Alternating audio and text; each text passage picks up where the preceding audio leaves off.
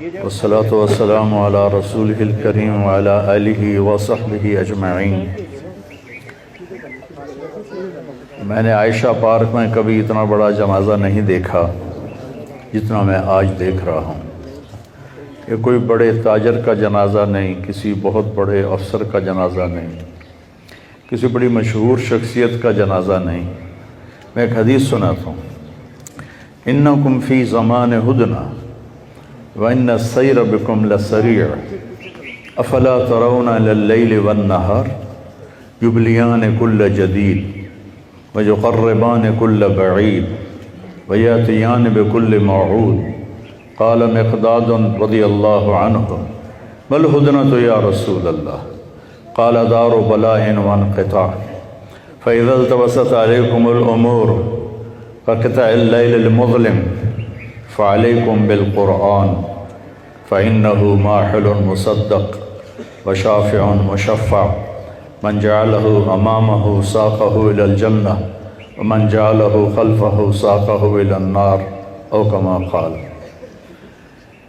یہ وہ شخص ہے جس نے ساری زندگی قرآن کے ساتھ گزار دی، 70 برس کی عمر میں 62 برس قرآن کے ساتھ گزارے۔ تو اس پر مجھے راستے میں حدیث یاد آئی، میرے نبی نے فرمایا تم زمان ہدنہ میں ہو، ہدنہ کے وقت میں ہو۔ ہدنہ کا مطلب نہیں بتایا، فرمایا تم دیکھو تو صحیح، نئے چہرے پرانے ہوتے جا رہے ہیں،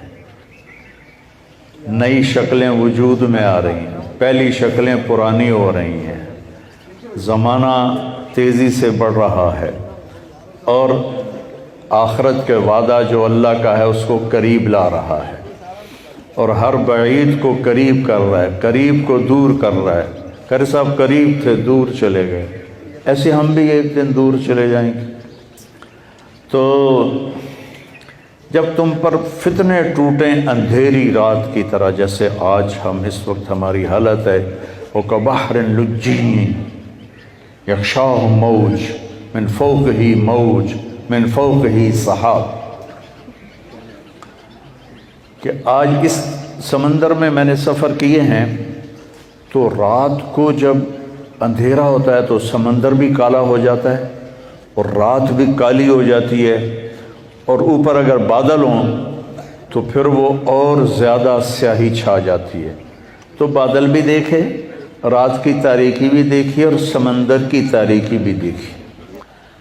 تو فرمایا جب تم پر ایسے فتنے ٹوٹ کے گریں جیسے کالی سیاہ رات ہو اور اندھیرا گھپ ہو اور گنگور گھٹا ہو، گھٹا ٹوپ اندھیرا ہو، تم اپنا ہاتھ دیکھو تو لم یکد یراہا، اپنا ہاتھ بھی دیکھے تو نظر نہ آئے، ان اندھیروں میں کیا کرنا ہے؟ تو فرمایا ابھی بعد میں فرمایا علیکم بالقرآن، تو تم قرآن کو پکڑ لینا۔ یہ وہ شخص ہے جس نے قرآن کو پکڑا، اور پھر آگے آپ نے فرمایا فَإِنَّهُ مَاحِلٌ مُصَدَّقٌ وَشَافِعٌ مُشَفَّعٌ، یہ وہ جھگڑا کرنے والا ہے جس کا جھگڑا بھی اللہ قبول کرے گا، اور یہ وہ سفارش کرنے والا ہے جس کی سفارش بھی اللہ قبول کرے گا، جس نے قرآن کو زندگی کا راستہ بنایا۔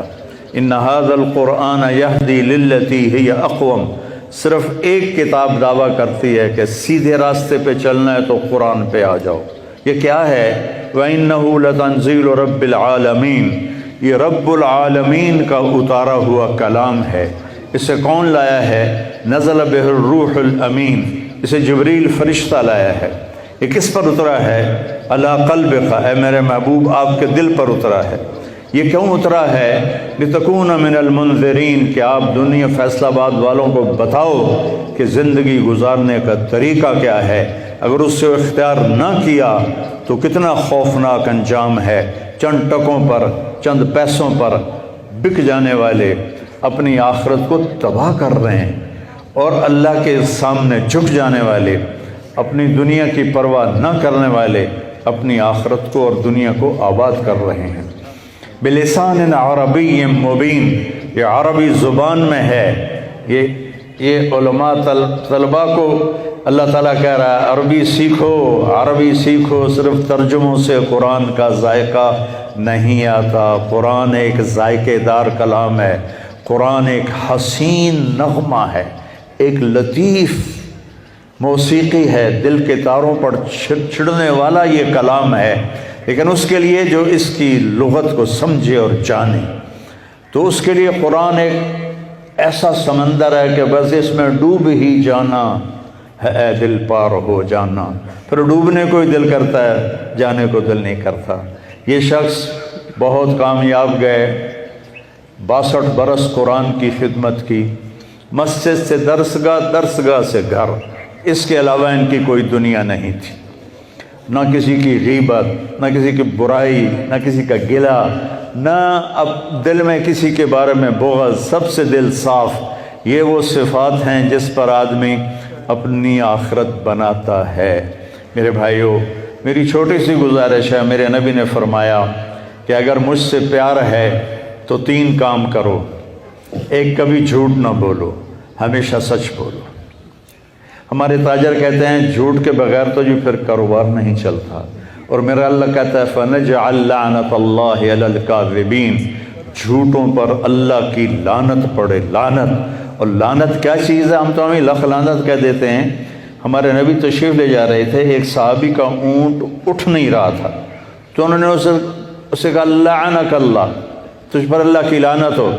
آپ نے فرمایا کس پہ لعنت کی ہے؟ کہا جی اونٹ پہ۔ کہا اتر جا، اس اونٹ کو ہمارے سفر سے نکال دو۔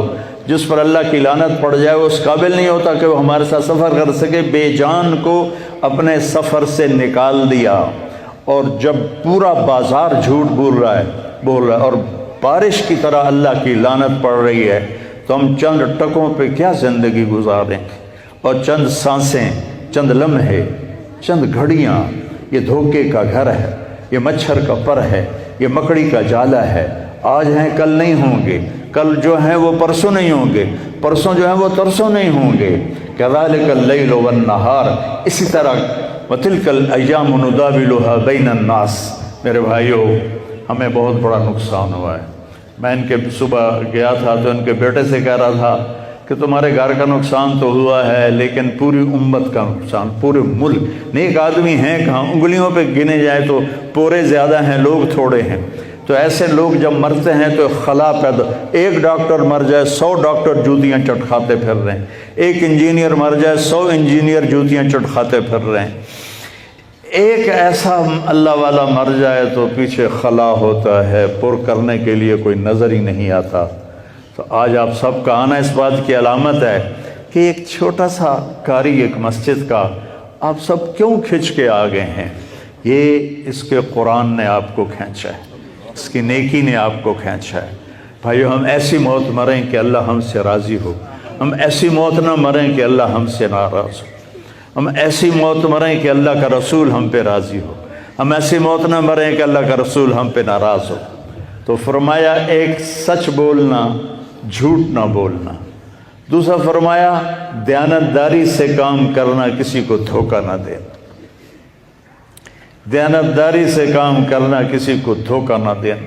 میں کس طرح کانوں کے دروازوں پہ دستک دے کر اپنی آواز اندر پہنچاؤں کہ میرا تاجر دھوکہ دینے کو ہی کاروبار سمجھتا ہے، جھوٹ بولنے کو ہی کاروبار سمجھتا ہے۔